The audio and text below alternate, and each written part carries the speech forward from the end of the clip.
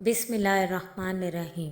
السلام علیکم معزز ناظرین، دی نالج آف اسلام میں آپ کو خوش آمدید۔ ناظرین محترم، آج ہم آپ کو ایک ایسے شخص کا قصہ سنانے جا رہے ہیں جسے رسول صلی اللہ علیہ وآلہ وسلم نے اس امت کا فرعون کہا، جس نے اسلام کے خلاف ہر ممکن کوشش کی مگر اللہ تعالیٰ کی قدرت اور حق کی طاقت کے آگے وہ نہ ٹھہر سکا۔ اس کا نام تھا ابو جہل۔ اس کا اصل نام عمرو بن ہشام تھا۔ ابو جہل قریش کے قبیلے بنو مخزوم سے تعلق رکھتا تھا۔ وہ مکہ کے بڑے سرداروں میں شمار ہوتا تھا۔ ابو جہل تعلیم یافتہ، شجاع اور فصیح الکلام تھا، مگر اس کی ذہانت ایک طرف، اس کا غرور اور تکبر اسے اندھیرے کی طرف لے گیا۔ ناظرین، اس کا اصل نام عمرو بن ہشام تھا، مگر رسول صلی اللہ علیہ وآلہ وسلم اور صحابہ کرام نے اسے ابو جہل یعنی جہالت کا باپ کہا۔ ناظرین محترم، جب رسول صلی اللہ علیہ وآلہ وسلم نے نبوت کا اعلان کیا تو سب سے پہلے جن لوگوں نے مخالفت شروع کی ان میں ابو جہل سر فہرست تھا۔ وہ اسلام کا مذاق اڑاتا، مسلمانوں کو ستاتا۔ ناظرین محترم، یہ وہ شخص ہے جو نبی کریم صلی اللہ علیہ وآلہ وسلم کی راہوں میں کانٹے بچھاتا رہا۔ ناظرین محترم، ایک بار ابو جہل نے نبی کریم صلی اللہ علیہ وآلہ وسلم کو نماز پڑھتے دیکھا اور اس نے قسم کھائی کہ وہ انہیں سجدہ کرتے ہوئے قتل کر دے گا۔ ناظرین محترم، جیسے ہی وہ نبی کریم صلی اللہ علیہ وآلہ وسلم کی طرف بڑھا اور پیچھے ہٹ گیا اور پریشان ہو کر واپس آ گیا۔ بعد میں لوگوں نے جب پوچھا تو کہنے لگا، میرے اور محمد کے درمیان ایک آگ کی دیوار اور خوفناک پر تھے۔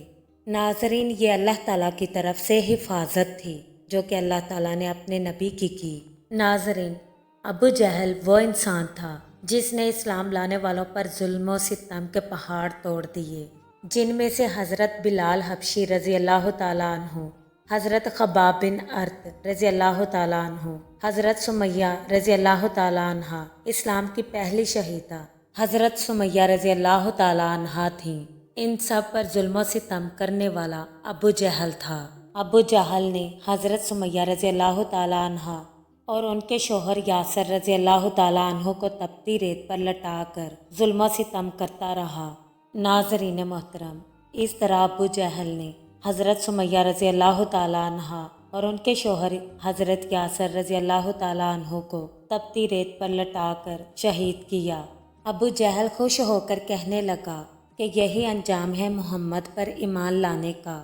ناظرین محترم، نبی کریم صلی اللہ علیہ وآلہ وسلم کی ہجرت کے وقت بھی ابو جہل نے کئی سازشیں کی۔ دارالندوہ میں قریش کے سرداروں نے مشورہ کیا کہ نبی کریم صلی اللہ علیہ وآلہ وسلم کو قتل کر دیا جائے، اور یہ مشورہ بھی ابو جہل ہی کا تھا کہ ہر قبیلے سے ایک ایک جوان لے کر حملہ کیا جائے تاکہ خون کا بدلہ نہ لیا جا سکے۔ لیکن اللہ تعالیٰ نے اپنے نبی کو بچا لیا اور وہ باحفاظت مدینہ پہنچ گئے۔ ناظرین محترم، جب نبی کریم صلی اللہ علیہ وآلہ وسلم اور صحابہ کرام نے مدینہ میں سکونت اختیار کی تو مدینہ میں دین پھیلنے لگا۔ تو ابو جہل کو یہ بات کھٹکنے لگی کہ غزوہ بدر کے موقع پر ابو جہل نے قریش کو جنگ پر اکسایا۔ ابو جہل کہنے لگا، ہم بدر جائیں گے، اونٹ ذبح کریں گے، شراب پیئیں گے، گانے سنیں گے اور مسلمانوں کو تباہ کر کے واپس آئیں گے۔ لیکن وہ یہ نہیں جانتا تھا کہ اللہ تعالیٰ کی تدبیر ان کے منصوبے سے بہت زیادہ بلند ہے۔ ناظرین، جب بدر کا میدان سجا تو اللہ تعالیٰ نے مسلمانوں کو فرشتوں کی مدد سے فتح عطا کی۔ اس وقت ابو جہل غرور میں ڈوبا ہوا جنگ کر رہا تھا، اور اسی جنگ میں دو کم عمر صحابہ معاذ بن عمرو اور معاذ بن نفرہ رضی اللہ تعالیٰ عنہما جنگ بدر میں شریک تھے۔ حضرت معاذ بن عمرو اور معاذ بن نفرہ رضی اللہ تعالیٰ عنہما نے ابو جہل کو گھیر لیا۔ ایک نے اس کی ٹانگیں کاٹ دی اور دوسرے نے نیزہ مار کر گرا دیا۔ زخمی حالت میں پڑا ابو جہل غرور سے بھرا ہوا آخری سانسوں میں بھی کہہ رہا تھا، اے محمد بتاؤ آج فتح کس کی ہوئی؟ اسی وقت حضرت عبداللہ بن مسعود رضی اللہ تعالیٰ عنہ آئے اور ابو جہل کا سر تن سے جدا کر دیا۔ حضرت عبداللہ بن مسعود رضی اللہ تعالیٰ عنہ کہنے لگے، یہ ہے اللہ کے رسول صلی اللہ علیہ وآلہ وسلم کا دشمن، اور یوں وہ شخص جو خود کو قریش کا سب سے بڑا سردار سمجھتا رہا ذلت کے ساتھ مرا۔ جیسے کہ اللہ تعالیٰ قرآن میں فرماتے ہیں، کیا تم نے اس کو دیکھا جو بندے کو نماز پڑھنے سے روکتا ہے؟ ناظرین، یہ آیات اس وقت نازل ہوئیں جب ابو جہل نے نبی کریم صلی اللہ علیہ وآلہ وسلم کو نماز سے روکا۔ پھر اللہ تعالیٰ نے فرمایا، خبردار، اگر وہ باز نہ آیا تو ہم اس کی جھوٹی خطا کار پیشانی کو پکڑیں گے۔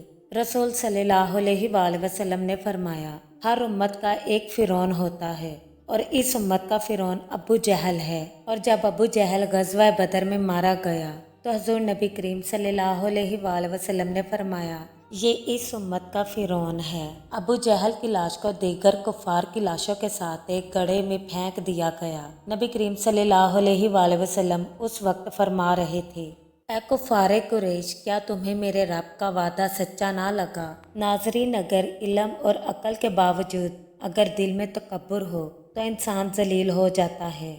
اللہ تعالیٰ سے دعا ہے کہ اللہ تعالیٰ ہمیں ابو جہل جیسے کفر اور ضد سے بچائے اور ہمیں رسول صلی اللہ علیہ وآلہ وسلم کے سچے پیروکار بننے کی توفیق دے۔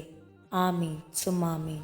ناظرین محترم، اگر آپ کو یہ ویڈیو اچھی لگی تو لائک، سبسکرائب اور شیئر ضرور کریں تاکہ دوسروں تک بھی یہ پیغام پہنچے۔ اللہ حافظ۔